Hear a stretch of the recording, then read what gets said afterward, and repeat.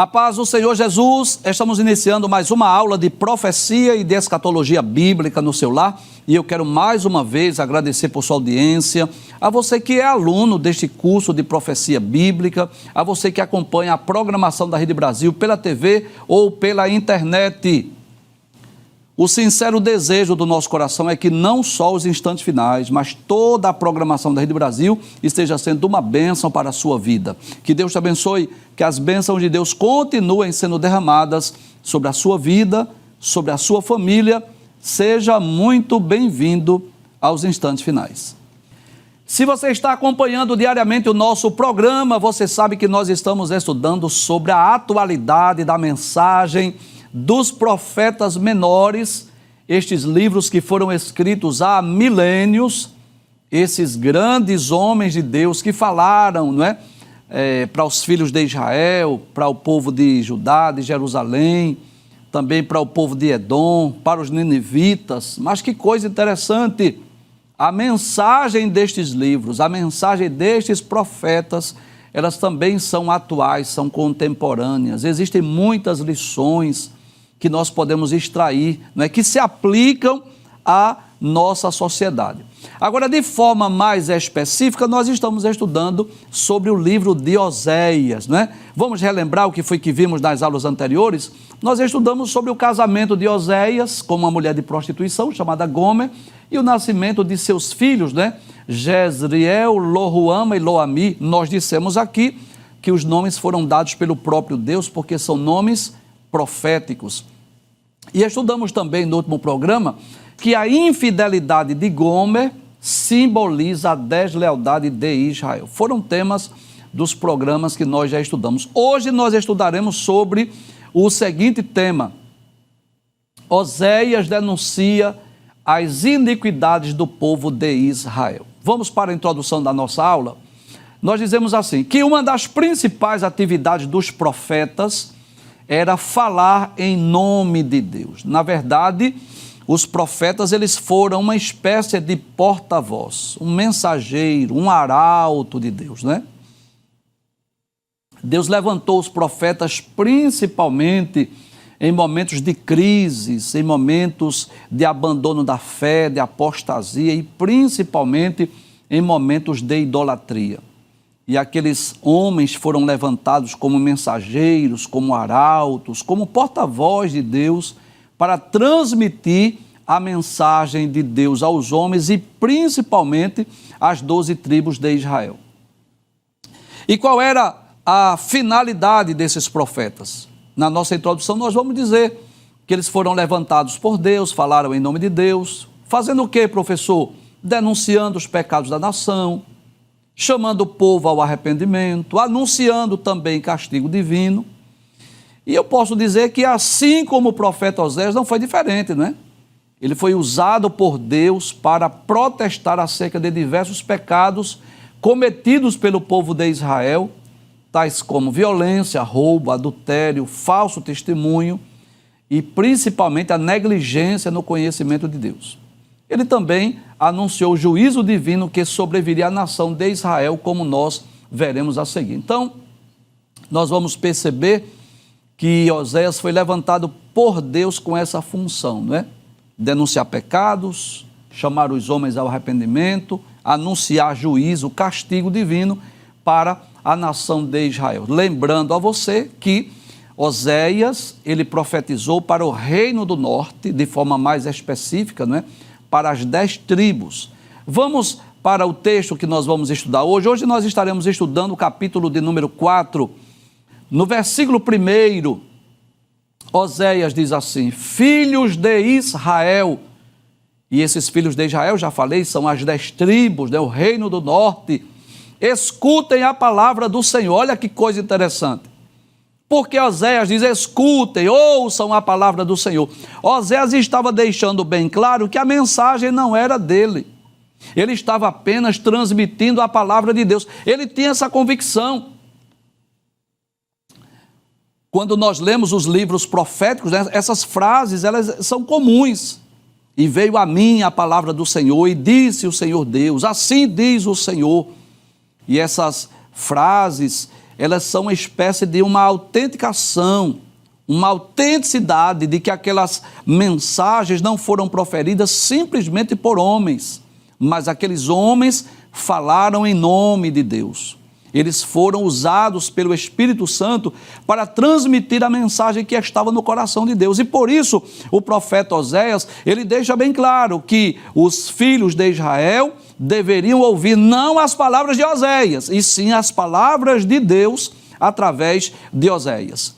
E que mensagem é essa, Oséias, que os filhos de Israel deveriam ouvir? Ele diz assim: o Senhor tem uma controvérsia com os moradores da terra. Essa controvérsia aqui é uma espécie de uma acusação. Na Bíblia Viva, por exemplo, diz assim: ouçam a palavra do Senhor, israelitas, o Senhor tem uma acusação contra vocês que vivem nesta terra. Então, esta palavra terra aí está se referindo de uma forma mais direta à terra de Israel, à terra de Canaã, onde habitavam aquelas 10 tribos, né? Então o Senhor tem uma acusação. Deus vai se utilizar do profeta para acusar o povo de Israel. E qual é, Oséias, a acusação que Deus tem para com os filhos de Israel? Ele vai dizer, não há verdade, nem amor, nem conhecimento de Deus na terra. Olha, e eu vou pedir permissão a vocês para eu já começar o programa trazendo uma atualização dessa mensagem. Não é assim? Para contextualizar essa mensagem para os nossos dias. Primeira acusação, qual é? Deus. O que é que tu dizes através de Oséias? Eles, primeiro, não há verdade. Ou seja, estava prevalecendo na terra de Israel a mentira. Em vez dos homens falarem a verdade, estavam mentindo. E seja sincero, não é essa uma característica da nossa sociedade? Nós estamos vivendo aquela era do fake news, não é assim? Você hoje já não pode mais confiar no jornalismo. Você sabe disso, que o pai de família, há décadas atrás, ao chegar do trabalho, às vezes sentava no sofá e ligava a TV naquele jornal de maior audiência, não é assim? E ficava a par do noticiário. Eu pergunto, seja sincero, dá para confiar? Claro que não. Dá para confiar no que as pesquisas eleitorais dizem? Claro que não. E nós estamos vivendo esse período aí em que a mentira está sendo difundida, está sendo propagada, como se fosse uma verdade. Nos dias de Oséias estava prevalecendo a mentira, como nos nossos dias também. Mas não só isso, não é só pela mentira. A falta de amor também. O que era que estava faltando nas 10 tribos de Israel? Estava faltando amor. Eles que eram um povo tão especial, escolhido por Deus para a execução dos seus eternos propósitos, além de prevalecer a mentira, estava prevalecendo também a falta de amor. Mas o que é mais grave, que eu vou dizer que era exatamente essa acusação divina, que a falta de conhecimento de Deus, que estava promovendo a mentira, estava promovendo a falta de amor. Veja o que Oséias diz. Ele vai dizer que, ou Deus através de Oséias, ele vai dizer assim: não há verdade, ou seja, o que está prevalecendo aí entre vocês é a mentira, é o engano. Segundo, não tem amor, está faltando amor entre vocês. E o que é que está faltando? Nem conhecimento de Deus na terra. Agora veja que coisa interessante. Essa acusação, essa denúncia é para quem? Para os filhos de Israel. Aquele povo que recebeu a lei de Deus. Aquele povo que teve o privilégio de receber as sagradas escrituras. Não é isso que Paulo diz? Se você estiver com a sua Bíblia, você pode abrir, por favor, na carta de Paulo aos Romanos, capítulo de número 3, versículo 1 e 2, onde Paulo fala sobre o privilégio dos judeus. Ele diz: qual é logo a vantagem do judeu? Ele diz: ou qual a utilidade da circuncisão? Ele diz: muita, em toda maneira. Paulo, por favor, por que é que tu estás dizendo que o judeu tem vantagem para com os demais povos? Ele vai dizer assim: porque primeiramente as palavras de Deus lhe foram confiadas. Então estava ocorrendo nos dias de Oséias a falta de conhecimento de Deus para uma nação que Deus se revelou de uma forma poderosa através de milagres, através das Escrituras. Ainda na carta aos Romanos, capítulo 9, versículos 1 a 5. Veja o que Paulo diz, a tristeza de Paulo por causa da incredulidade de Israel. Paulo diz assim: em Cristo digo a verdade e não minto, dando testemunho à minha consciência no Espírito Santo. Tenho grande tristeza e contínua dor no meu coração, porque eu mesmo poderia desejar ser separado de Cristo, por amor de meus irmãos, que são meus parentes segundo a carne. Aí ele vai falar aqui dos privilégios do povo de Israel. Ele diz que são israelitas, dos quais é a adoção de filhos, e a glória, e os concertos, e a lei, e o culto, e as promessas. Veja que povo privilegiado, dos quais são os pais, e dos quais é Cristo, segundo a carne, o qual é sobre todos, Deus bendito eternamente. Amém. Então veja que coisa interessante. Deus está se utilizando de Oséias para dizer: está havendo entre vocês mentira, vocês não estão falando a verdade, está faltando amor, e o mais importante, está faltando o quê? Conhecimento de Deus.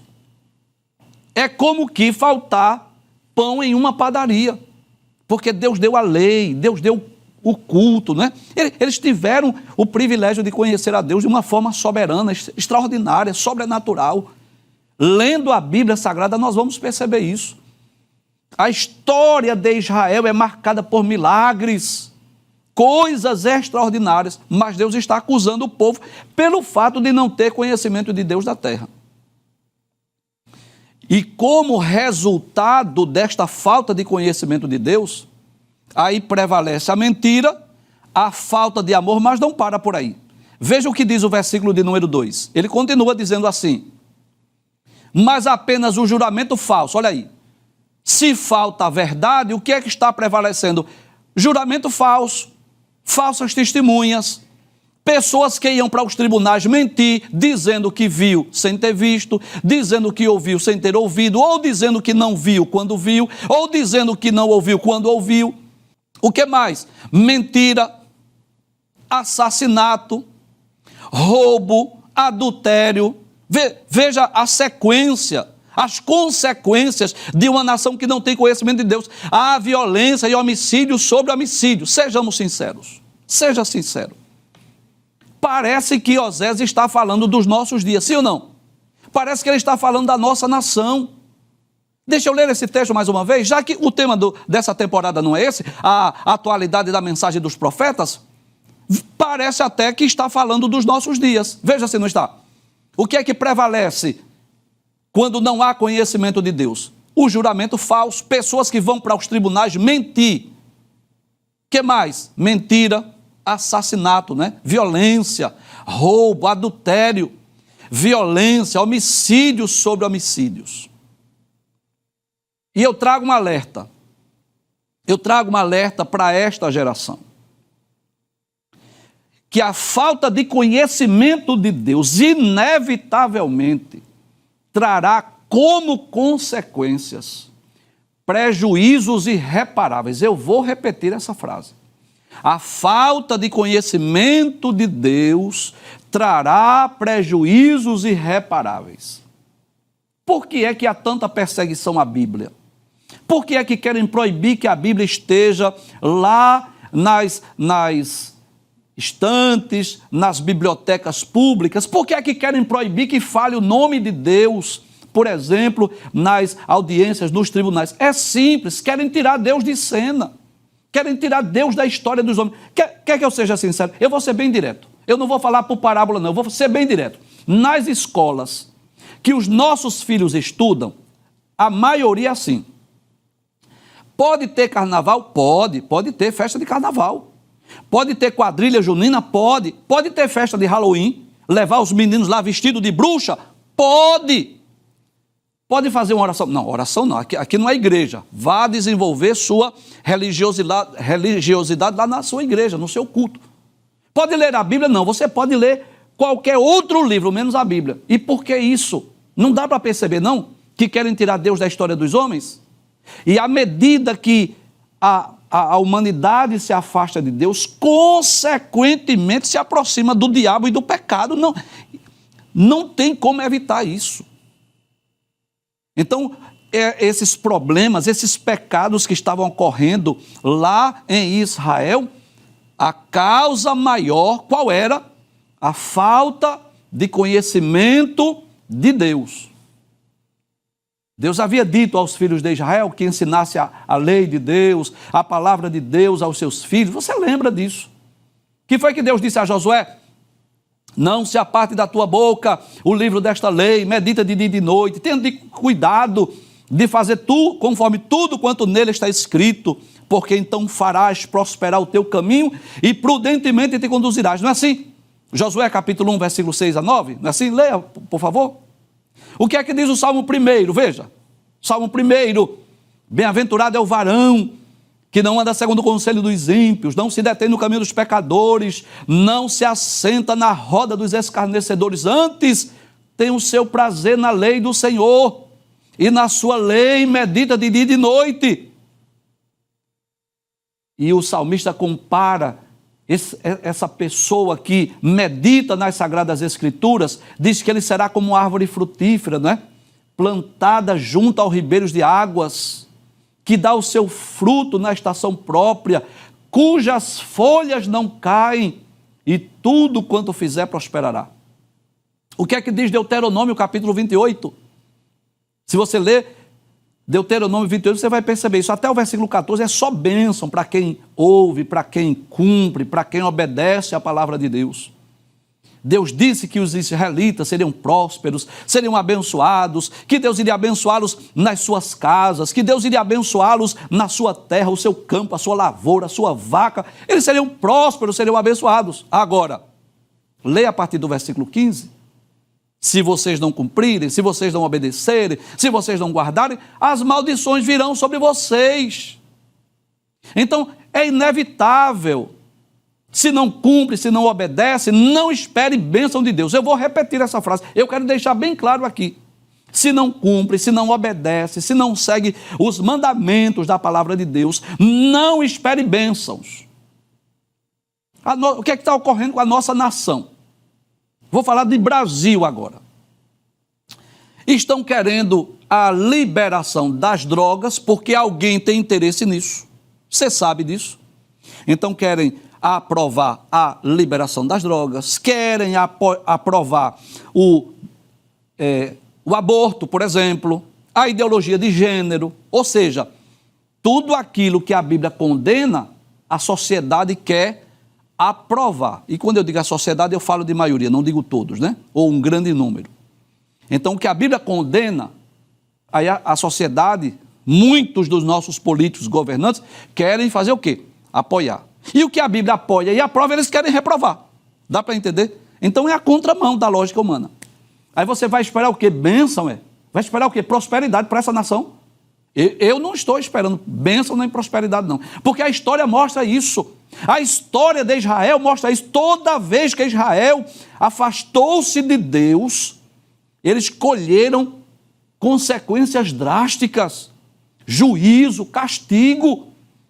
Às vezes Deus mandava seca, às vezes Deus mandava terremoto, às vezes Deus mandava nações estrangeiras. A história de Israel mostra isso. Quando eles estavam obedecendo, temente a Deus, por exemplo, vou dar exemplos simples. Reis como Ezequias, Josias, que aboliu a idolatria, que trouxe o povo para perto de Deus, que o povo começaram a celebrar as festas judaicas, começaram a se aproximar da Bíblia, começaram a se aproximar de Deus. Aí vinha a bênção, prosperidade. Mas todas as vezes que a nação se tornava pagã, idólatra e se afastava de Deus, vinha um juízo, castigo. E é interessante que Deus explica isso. Eu vou reler o versículo 1, eu vou reler o versículo 2. Diz assim: filhos de Israel, escutem a palavra do Senhor, porque o Senhor tem uma controvérsia ou uma acusação com os moradores da terra. E essa terra aí é a terra de Israel, tá? Não há verdade, não tem amor, não há conhecimento de Deus na terra. mas apenas o quê? O juramento falso, mentira e assassinato, roubo, adultério, a violência e homicídios sobre homicídios. Por isso a terra está de luto e todos os seus moradores desfalecem, juntamente com os animais do campo e com as aves do céu, e até os peixes do mar estão morrendo. Deus está dizendo assim, é por isso que a terra está de luto. É por isso que é tanto juízo, tanto castigo, tanta miséria, tanta destruição. Será que não dá para entender, não? Que é porque o povo de Israel está distante de Deus? E se você acompanhar os meios de comunicação, você vê isso, que nós estamos vivendo, a terra está de luto. A terra está de luto. Catástrofes, você tem visto isso. Eu vou citar apenas algumas. No dia 6 de fevereiro desse ano, um terremoto de magnitude 7,5 da Turquia matou mais de 54 mil pessoas, deixando mais de 500 mil pessoas desabrigadas.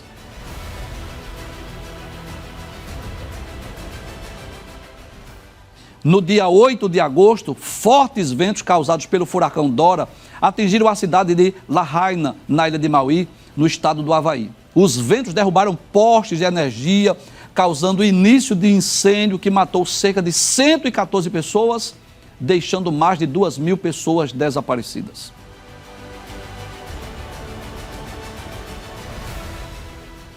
No dia 4 de setembro, um ciclone extratropical atingiu o Rio Grande do Sul, deixando 47 pessoas mortas, cerca de 5.000 desabrigados e mais de 20.000 desalojados.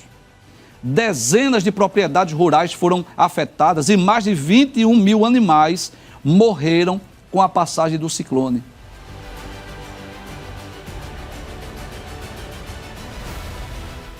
No dia 8 de setembro, um tremor de magnitude 6,8 atingiu Marrocos, matando cerca de 3.000 pessoas e deixando outras 5.500 pessoas feridas.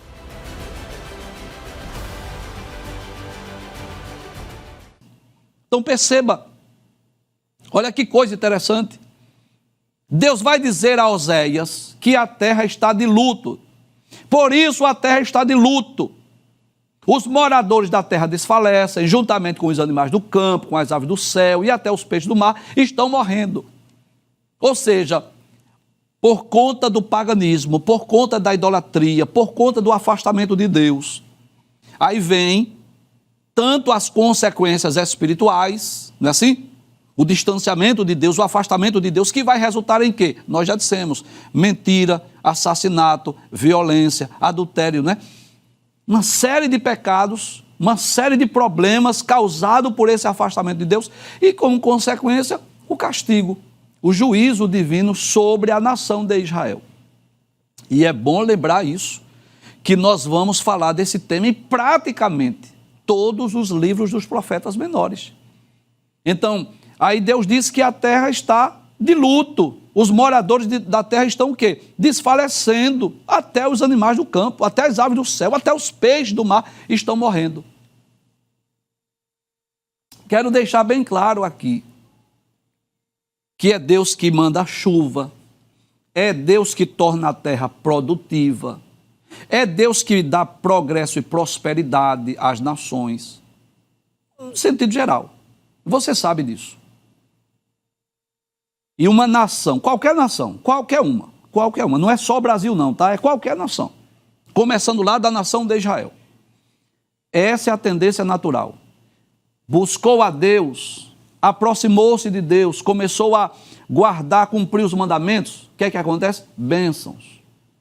Deus vai fazer com que a terra possa produzir e abençoar a nação, mas a recíproca é verdadeira. Se afastou-se de Deus, consequentemente aproximou-se do pecado e, consequentemente, o juízo de Deus é inevitável.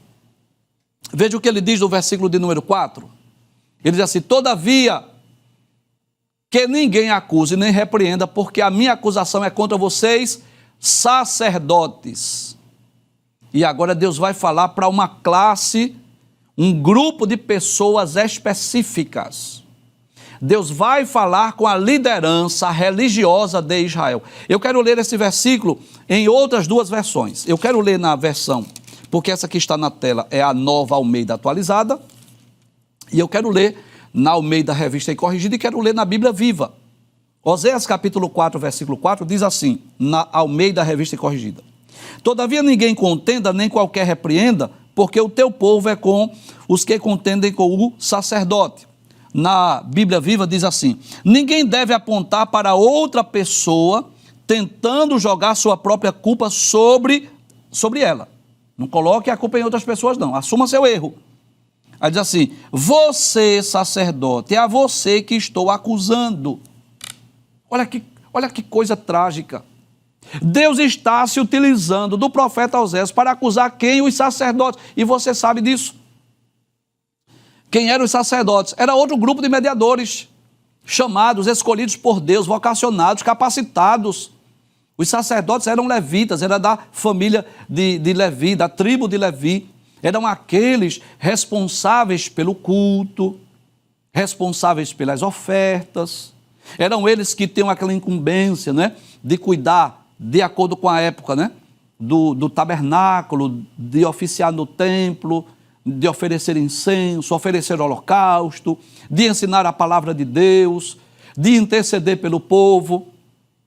Qual deveria ser a atitude dos sacerdotes diante daquele contexto onde estava faltando o conhecimento de Deus, onde o povo estava mergulhado no pecado? Era para esperar o quê? Que os sacerdotes, junto com os verdadeiros profetas do Senhor, chamassem o povo ao arrependimento, denunciassem pecados, assim, era para que eles pudessem interceder pela nação.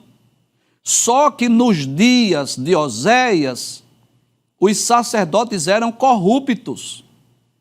Eles estavam tirando proveito com as práticas pecaminosas do povo.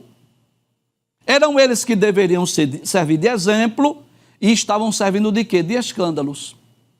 Eles não estavam se importando com os pecados da nação por causa dos seus privilégios, dos seus benefícios pessoais. Veja o que diz o versículo 5. Deus continua com essa acusação contra os sacerdotes. Diz assim: por isso vocês tropeçarão de dia. Ou seja, eu vou mandar juízo, eu vou mandar castigo, vocês vão cair de dia. E os profetas, e esses profetas aí é bom lembrar que são os falsos profetas, os que falam enganosamente em nome de Deus, juntamente com vocês tropeçarão de noite. E eu destruirei a mãe de vocês. A mãe de vocês é a nação. Deus está dizendo: eu vou exercer juízo e vocês não vão escapar. Vocês vão tropeçar de dia. Os profetas falsos que profetizam mentira vão cair de noite. Eu vou exercer juízo. Eu vou destruir a mãe de vocês. Na Bíblia Viva diz assim: como castigo dos seus crimes, ou seja, dos seus erros, dos seus pecados, vocês, sacerdotes, tropeçarão em dia claro e à noite. Os falsos profetas que vocês arranjaram tropeçarão também, e eu vou destruir Israel, a mãe de vocês. E lendo esse texto, eu me lembro mais uma vez da nossa nação. Infelizmente, essa é uma realidade. Nós estamos vivendo esse período de crise espiritual. Infelizmente, eu digo isso com tristeza, eu digo isso com pesar no coração. É um assunto que, se dependesse de mim, eu não iria falar, mas eu preciso esclarecer as pessoas. Com determinadas lideranças religiosas que deveriam falar a verdade, que deveriam ensinar a Bíblia, a palavra de Deus, que deveria propagar o verdadeiro evangelho, que deveria denunciar pecados, deveria chamar os homens ao arrependimento.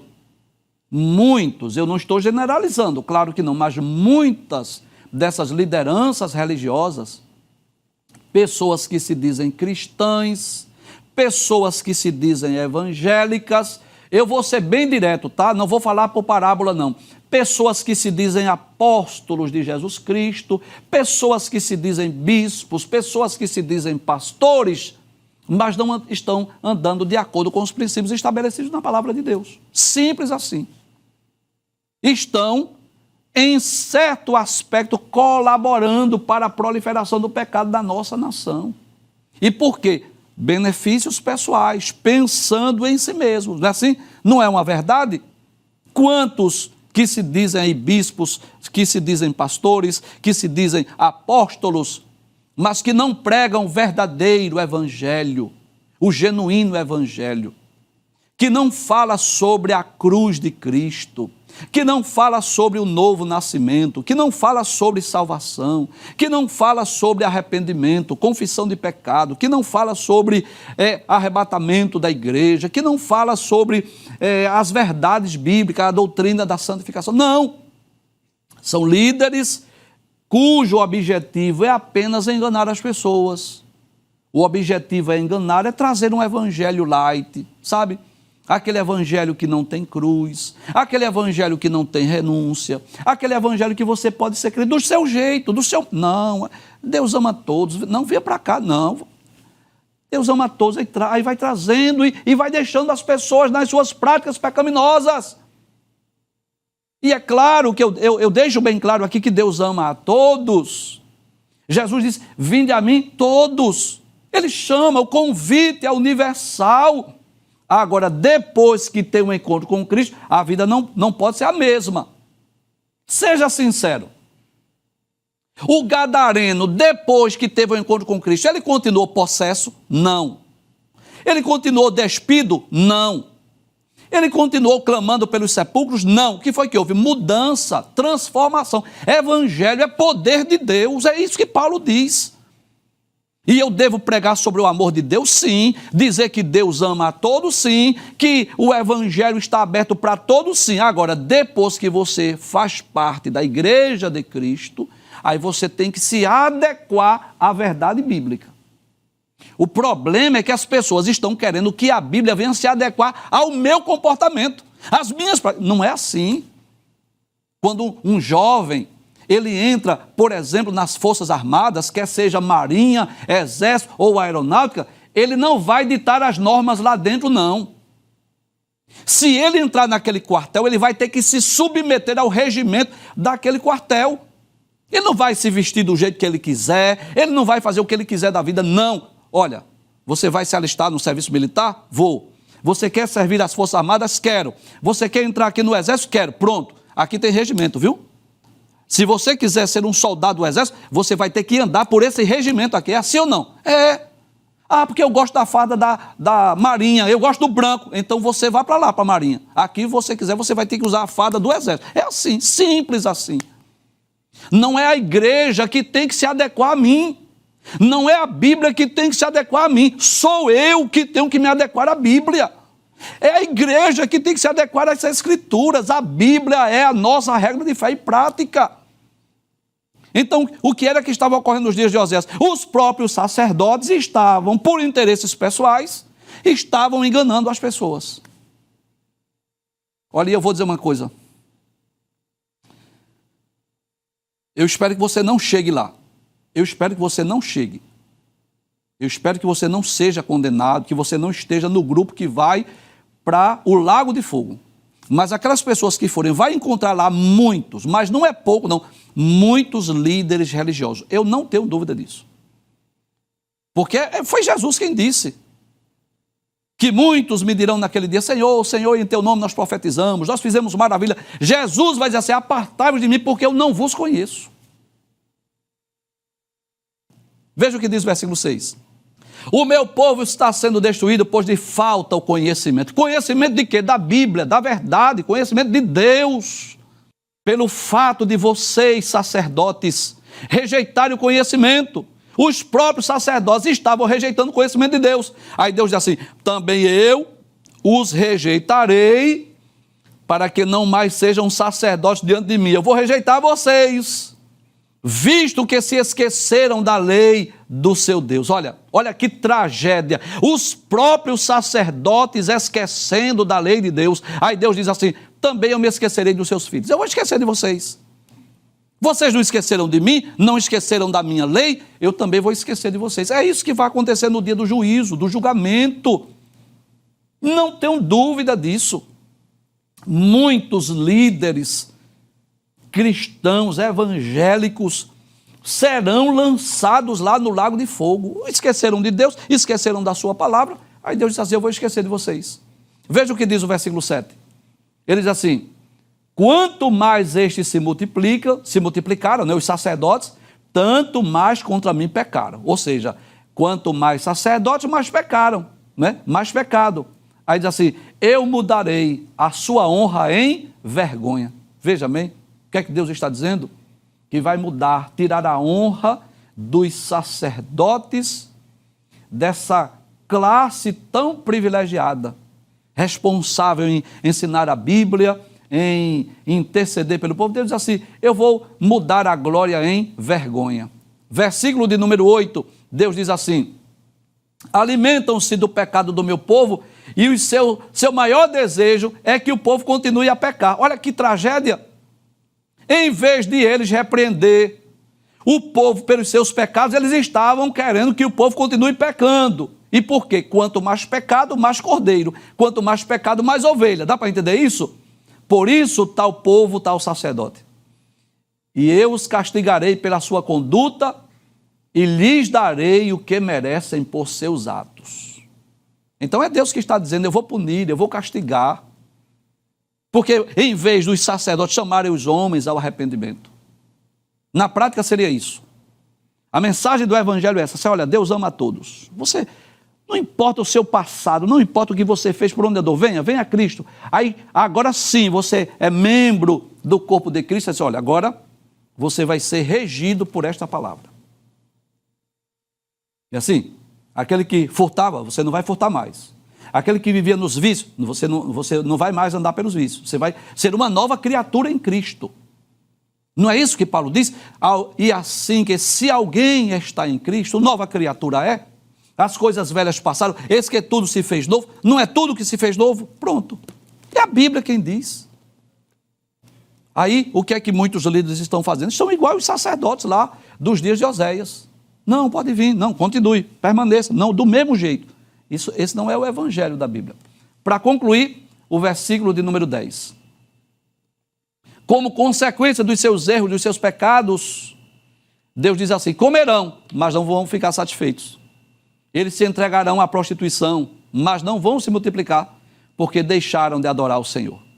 E eu quero concluir o programa hoje dizendo assim, que mesmo diante desta nação corrupta, lá dos dias de Oséias, mesmo diante dos pecados dos sacerdotes, mas havia um remanescente fiel. E Oséias estava enquadrado entre esse remanescente fiel, que não se curvou, que não se dobrou, que não cedeu às pressões da sociedade. E Deus sempre tem um remanescente fiel. Eu vou repetir essa frase. Deus sempre tem um remanescente fiel. E que nós possamos fazer parte deste remanescente, que não se curva, que não se prostra, que não segue o modelo padrão do mundo, mas que nós possamos andar de acordo com as Sagradas Escrituras, andar de acordo com a lei do Senhor. Que Deus nos guarde de que falte o conhecimento de Deus. Alguém quer proibir que a Bíblia seja pregada e anunciada, alguém quer proibir que faça-se orações, mas como Oséias, a igreja foi levantada na terra com essa missão, denunciar os pecados, chamar os homens ao arrependimento e anunciar o juízo divino, que ocorrerá já em nossos dias. Não tenho dúvida disso. Vou ser bem sincero a você, que eu não estou aguardando bênção nem prosperidade para a nossa nação.